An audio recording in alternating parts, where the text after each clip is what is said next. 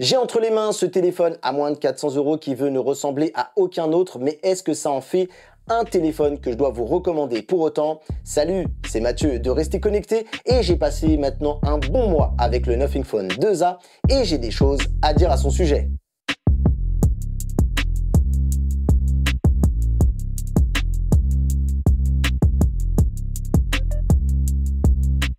Comme je viens de le dire, les smartphones de chez Nothing jouent la carte de la différence par rapport aux concurrents. Et le design extérieur, eh bien, il est là pour en attester.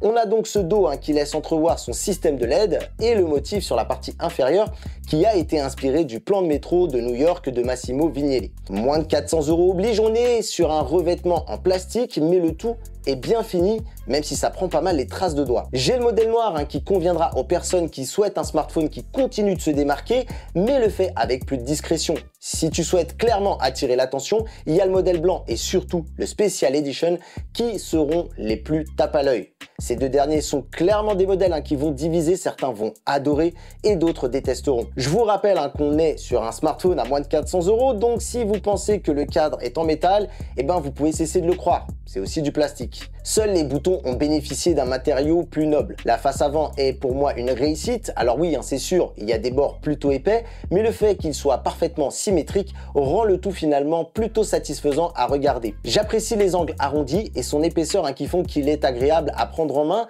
même si ses dimensions font qu'on aura du mal à parcourir tout l'écran de haut en bas, surtout si comme moi tu as des petites mains. Il est ni trop lourd ni trop léger, je le caserai vraiment dans la catégorie des points moyens. Bref, quand je regarde l'aspect général, on est sur un rendu plutôt sympa pour un smartphone qui, je le rappelle, coûte moins de 400 €. Et si jusque-là j'aborde une partie assez subjective, eh bien je te dirais qu'objectivement, on a un smartphone qui fait le choix du plastique, ce qui montre que ça a été un critère pour faire descendre la facture, mais ça permet quand même d'offrir un appareil résistant aux chutes par rapport au verre. Attention tout de même, le revers de ce choix est qu'il est plus sensible aux rayures. Quand on fait un rapide tour du produit, on a les touches du volume qui sont sur la gauche et le bouton d'alimentation sur la droite.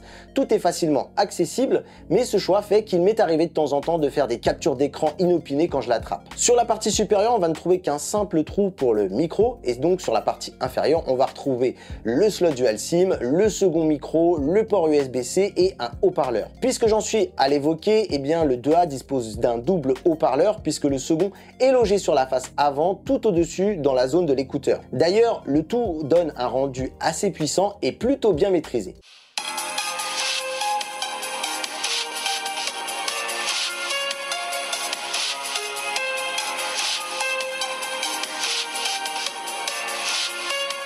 En vrai, il ne manque plus qu'un port jack et ça aurait été complet. Je dis ça parce que ouais, je sais que c'est dans l'air du temps de les retirer, mais c'est toujours un truc qui peut dépanner. En plus, en vrai, quand tu vois l'épaisseur, je me dis qu'il y avait vraiment la place. Mais bon, en même temps, si tu veux que tes consommateurs, ils ajoutent des Nothing Ear dans ton panier, bah ouais, le smartphone est à moins de 400 €, on peut tout à fait envisager que le constructeur, il a bien envie et il n'est pas à court d'idées surtout pour te faire dépenser plus, et ça c'est bien normal. Pour la face avant, on va y retrouver, en plus de l'écouteur, du haut-parleur et une caméra, un grand écran AMOLED de 6,7 pouces 120 Hz et HDR10+, qui est d'ailleurs protégé avec un film de protecteur et ça c'est cool. On a un bel écran avec des couleurs vives mais qui ne sont pas saturées. On a des noirs profonds et dans les paramètres, j'ai trouvé deux profils de couleurs, actif et normal. J'avoue, je n'ai pas vu de différence. Pour moi, les réglages sortis de la boîte me conviennent très bien. C'est un bon téléphone pour pouvoir profiter de ces vidéos ou du gaming. Ce smartphone propose un pic lumineux de 1300 nits. On est sur une moyenne d'environ 600-700 nits. Et en vrai, on va pas se mentir, c'est correct pour voir en extérieur. Quand on allume cet écran, on découvre Nothing OS qui a eu quelques mises à jour déjà. Et actuellement, je suis sur la version 2.6. On retrouve la philosophie un peu à la OnePlus avec cette envie de ne pas trop toucher à l'Android qui est dans sa version 14. Nothing apporte surtout de la personnalisation et quelques petites fonctionnalités pour y inclure son identité. D'ailleurs, à la première configuration, il nous propose de choisir entre le thème Nothing OS et Android Stock. C'est ici un choix esthétique, ça n'enlèvera pas de fonctionnalité. J'ai d'ailleurs opté pour celui de Nothing qui ne m'attirait pas spécialement de prime abord, mais c'est plus pertinent pour le test et quand même, je dois dire que je m'y suis fait, j'en suis même arrivé à apprécier le style des widgets. Par contre, et ce à titre personnel, je ne pense pas que je serais resté sur ce thème si c'était mon smartphone de tous les jours. Pourquoi? Parce que le problème avec ce genre de choix, c'est qu'il faut pouvoir pouvoir customiser l'ensemble des icônes du Play Store pour que tout ça soit visuellement cohérent. Et c'est là que les choses se compliquent. Une fois passé la page d'accueil, que je n'ai pas touché volontairement, tu te rends compte qu'il y a tout un tas de paquets d'icônes qui ne sont pas prises en charge par le launcher et du coup ça fait un peu pchit. Après, ça peut convenir aux fans de minimalisme, il est tout à fait possible de se contenter uniquement de ce que Nothing a à nous proposer. C'est juste que pour les autres, ça va piquer les yeux et c'est dommage. Sans être un foudre de guerre, la fluidité dans l'OS est bien là. Le taux de rafraîchissement est par défaut sur dynamique et si l'autonomie n'est pas une question pour vous, vous pouvez le bloquer sur 120 Hz pour lui donner un petit coup de fouet supplémentaire, mais rappelez-vous que ça aura un impact sur son endurance. Moi, je l'ai laissé sur dynamique, c'est suffisamment fluide pour l'usage au quotidien. En plus de son thème, c'est sur Nothing OS qu'on va pouvoir agir sur ces fameuses LED à l'arrière du téléphone. Au lancement de la marque, j'étais pas spécialement emballé sur cette feature. Aujourd'hui, je teste mon premier Nothing Phone et ça en fait toujours pas un argument de vente pour moi. Je n'arrive pas à y retrouver mon intérêt. D'ailleurs, quand tu vois la présence d'un flash, t'en es encore à te demander pourquoi ce choix. Le dos en transparent aurait suffi pour le côté distinction. Et même les possibilités offertes par ces LED ne m'ont pas convaincu. Pour rappel, ces LED qu'on appelle glyphes servent à accompagner des sonneries avec des ambiances sonores assez différentes. Il y en a 2 préenregistrées.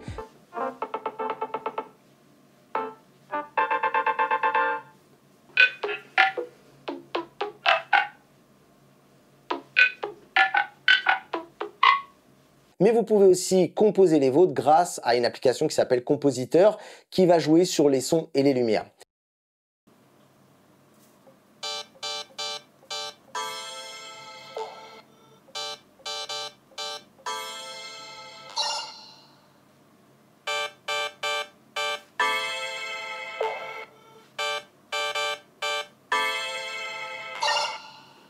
Elles permettent également de signaler tout type de notification. Moi, je suis quelqu'un qui est constamment mon smartphone en mode vibreur parce que je préfère la discrétion. Je suis donc absolument pas la cible. Ces glyphes proposent d'autres fonctionnalités comme des indicateurs sur le volume ou elles peuvent faire office de compte à rebours. Et d'ailleurs, ce compte à rebours, il va pouvoir être utilisé pour savoir dans combien de temps arrive son chauffeur Uber ou par exemple dans combien de temps arrive sa commande d'un service qui s'appelle Zomato. En tout cas, pas de chance. Moi, j'en utilise aucun de ces services. Donc après, mis à part ça, c'est à peu près tout. J'ai même envie de dire que c'est tout. Alors qu'on se le dise, Nothing est encore jeune et il y a d'autres possibilités qui viendront peut-être. Mais même comme ça, je ne fais pas partie des personnes qui laissent aussi également constamment leur téléphone, écran retourné. C'est simple, c'est un truc que je fais jamais. Et donc, même si Nothing trouvait quelque chose d'intéressant, je ne pense pas que j'utiliserai ces fameux glyphes. Bref, je vous laisse me dire dans les commentaires si je suis de mauvaise foi ou que je passe à côté d'un truc. Mais la réalité, c'est que ces LED, elles ont aucune prise sur moi. C'est quelque chose que je me suis forcé à tester pour essayer de comprendre le temps du test. Mais très vite, j'ai fini par ne plus du tout les calculer. Le Nothing Phone 2A, c'est un téléphone à moins de 400 €. Et pour ça, ils ont choisi le MediaTek 7200 Pro qui se place en face d'un Snapdragon 7 Plus Gen 2, je dirais. Il y a une vidéo sur la chaîne officielle de Nothing intitulée Snapdragon versus MediaTek qui indique pourquoi ils ont fait ce choix, si ça vous intéresse. En plus donc de ce MediaTek, il se décline en 2 versions, une version 8 Go ou 12 Go de RAM. Je me suis amusé à tester les gros titres comme Call of Duty Warzone ou Genshin Impact pendant un peu plus d'1 heure et le téléphone a bien tenu la route tant en termes de chauffe qu'en performance. Sans pousser les réglages à fond, l'expérience a été tout à fait convaincante et vous avez là un petit téléphone tout à fait compétent pour faire tourner raisonnablement des gros titres du Play Store. Faut que je vous parle du déverrouillage qui se fait via un lecteur d'empreintes qui est sous l'écran et qui fonctionne bien. Le petit reproche que j'aurais à lui faire, c'est que j'en ai vu des plus réactifs, mais il fait le job et honnêtement, j'en ai vu des bien pires. Un petit coucou au Pixel 6. Comme vous pouvez le voir, le Nothing Phone 2A embarque 2 capteurs à l'arrière. Le capteur principal, c'est un Samsung GN9 de 50 mégapixels avec une ouverture f1.9 grand angle et il propose également un zoom numérique x2. Le second capteur, lui, est un ultra grand angle et c'est aussi un Samsung JN1 de 50 mégapixels qui a une ouverture de f2.2. Il offre un angle d'ailleurs plutôt généreux puisque celui-ci monte jusqu'à 114 degrés. Tous les deux font du regroupement de pixels, c'est-à-dire qu'ils vont proposer des clichés en sortie de 12 mégapixels. Cette technique a pour avantage d'offrir des tailles de pixels plus élevées, ce qui améliore les photos en basse luminosité. Alors on a quand même accès aux 50 mégapixels via un mode, mais en le testant, je trouve que le détail apporté n'est pas si significatif. Ce mode est même décevant et les clichés vont occuper plus d'espace. Son utilité me semble donc très marginale, du genre si vous souhaitez imprimer vos photos, et encore. Avant de pousser plus loin, je tiens à féliciter Nothing de ne pas essayer de nous enfumer avec un troisième capteur du genre macro à 2 mégapixels, histoire de pouvoir juste annoncer 3 capteurs sur la fiche technique. Concernant les résultats obtenus, eh bien je dois dire qu'ils sont assez bons dans l'ensemble pour cette gamme de prix. On n'est clairement pas sur un concurrent d'appareils haut de gamme, mais je trouve que Nothing ne se moque pas du monde.